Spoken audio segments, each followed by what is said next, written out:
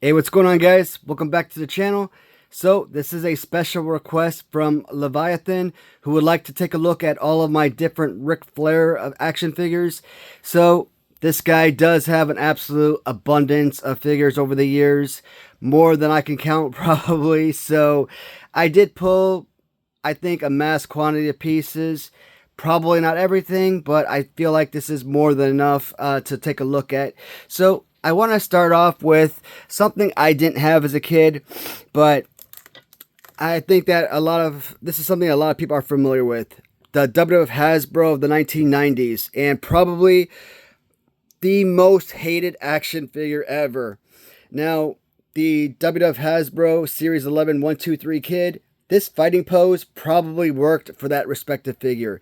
But for Ric Flair, this was absolutely rushed. He was getting out of his contract, going back to WCW, and WWF wanted to release, one of the biggest and greatest wrestlers in history, right? And in 1993, when Series 6 came out, they got their Ric Flair figure out. But super skinny legs, horrible fighting pose, terrible head sculpt. The Hasbro Ric Flair, one of the worst figures from the line, one of the worst wrestling figures ever. In the 2020s, WWE Mattel Superstars came out with the sort of like Remco style figures, and they did an excellent job with this respective figure, and probably one of the more coveted lines of the modern era of wrestling action figures. Again, the Superstars, it kind of blends the 1980s LJN, card backs with the sort of era of the Remco action style. And I also pulled out some custom figures. Now, this is one of the worst customs I've ever purchased. Completely regret this purchase. It's just a Tito Santana that they sort of kind of gave you like the, I don't know, AWA era, I guess. Really horrible. This is fine. This is a Random Treasures Galoob 2-Up purchase.